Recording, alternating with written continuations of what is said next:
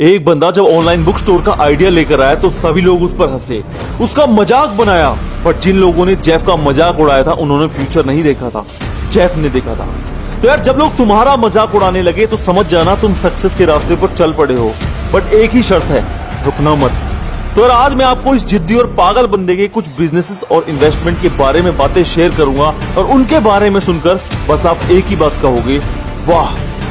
आप में से बहुत से लोग जेफ बेजोस के बारे में जानते हो कि वो वर्ल्ड का सबसे अमीर आदमी है, लेकिन अगर मैं बात करूं इस बंदे के इंस्टाग्राम और ट्विटर की फैन फॉलोइंग की तो शायद आपने कभी ध्यान नहीं दिया होगा, बट इंस्टाग्राम पर इस बंदे के सिर्फ 2.1 मिलियन फॉलोवर्स हैं और ट्विटर पर ओनली 1.5 मिलियन। मतलब इतना बड़ा आदमी और इतनी कम फैन फॉलोइंग। पता है आपको ऐसा क्यों? क्योंकि इस बंदे ने कभी टाइम बर्बाद नहीं किया। टाइम बर्बाद नहीं किया इंस्टाग्राम पर पिक शेयर करने में, टाइम बर्बाद नहीं किया ट्विटर पर बकवास शेयर करने में। ऐसे ही है जेफ। अगर मैं उनके बिजनेसेस की बात करूं तो उनका सिर्फ 11% स्टेक है वर्ल्ड की सबसे बड़ी कंपनी अमेजोन में, और वो एक साल में अमेजोन से 78.5 बिलियन डॉलर्स कमाते हैं और ये अमाउंट हर साल बढ़ता ही जा रहा है। अभी आप इनके बारे में और जानोगे तो कहोगे शायद ये बंदा अपना फ्यूचर पहले से ही जानता था। एक दिन ये बंदा मूवी देखने गया और वो मूवी फ्लॉप निकली। उसने वहां पर बैठे लोगों से कहते सुना, काश पहले ही हमें मूवी के थोड़े रिव्यूज मिल जाते तो शायद पैसे खराब ना होते।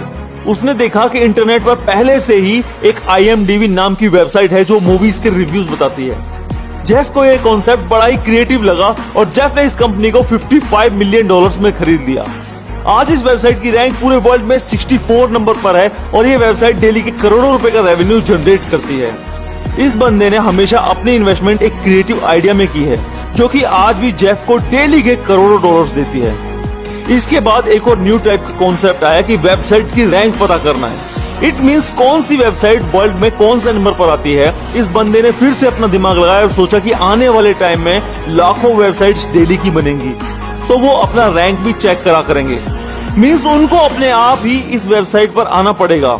तब इस बंदे ने सिर्फ और सिर्फ रिस्क लेकर 1999 में एलेक्सा नाम की कंपनी को 250 मिलियन डॉलर्स में एक्वायर कर लिया। और आज हम सब लोग जानते हैं कि जेफ की ये इन्वेस्टमेंट कितनी कामयाब रही है, बिकॉज आज एलेक्सा रैंकिंग सभी वेबसाइट्स की रैंक के साथ साथ वेबसाइट को कैसे इंप्रूव करना है ये भी बताती है। इस बंदे को कामयाबी की इतनी भूख थी कि इसने ठान लिया कि अपने आप को हर टाइप के फील्ड का किंग बनाना था। वो बंदा सिर्फ कंप्यूटर्स और इंटरनेट तक ही सीमित होकर नहीं रहना चाहता था। जेफ उस टाइम से ही चाहते थे कि कोई भी इंसान स्पेस में जाकर घूम सके, तो बना डाली ब्लू ओरिजिन नाम की कंपनी। जेफ इस कंपनी में सालाना 1 बिलियन डॉलर्स की इन्वेस्टमेंट करते रहेंगे। ये कंपनी रॉकेट साइंस के ऊपर काम करती है और जेफ की इस कंपनी को देखकर इलॉन मस्क ने जेफ को एक बार तो कह ही डाला, you are a copy cat man. फिर से जेफ ने एक नया कॉन्सेप्ट देखा कि लोगों को अब कंटेंट सुनने में भी मजा आने लगा है। मतलब किसी भी बुक को आप पूरा इस ऐप के थ्रू सुन सकते हैं। बस जेफ ने फिर से अपना दिमाग लगाया और सोचा कि US UK में पॉडकास्ट चलते हैं, अब पूरी दुनिया में भी पॉडकास्ट सुना जाएगा। मींस इस बार फ्यूचर के बारे में ही सोच रहा था ये बंदा। तो जेफ ने ऑडिबल को भी 2008 में 300 मिलियन डॉलर्स में खरीद लिया। आज इस ऐप के थ्रू आप टीवी प्रोग्राम्स, गाने, न्यूज़पेपर और भी न जाने कितनी तरह के प्रोग्राम सुनकर मजा ले सकते हैं। इस बार जेफ को कुछ और टाइप की कंपनी में कदम रखना था, फिर से कुछ नया। तो उनकी नजर पड़ी ऑनलाइन ग्रोसरी स्टोर पर जिसमें सब कुछ बिकता था। एक और इंडस्ट्री woot.com, WOOT woot.com, जिसे जेफ ने 2010 में 110 मिलियन डॉलर्स में खरीद लिया।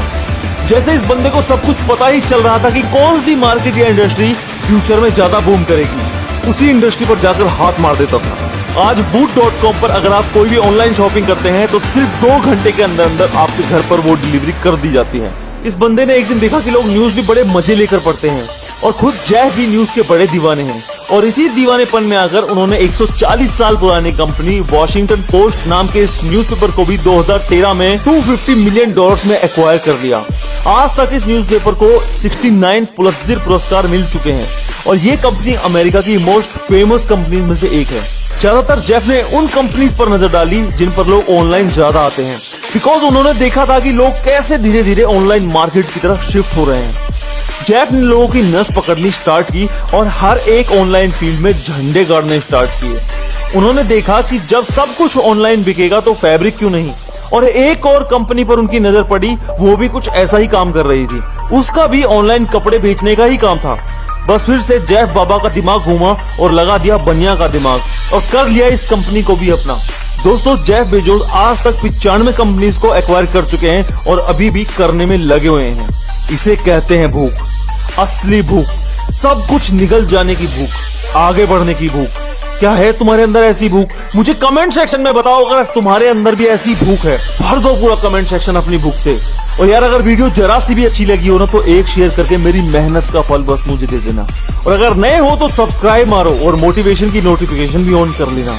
तो यार मैं मिलूंगा आपसे ऐसी ही आग भरी एक और वीडियो में। Till Hemraj motivation signing off.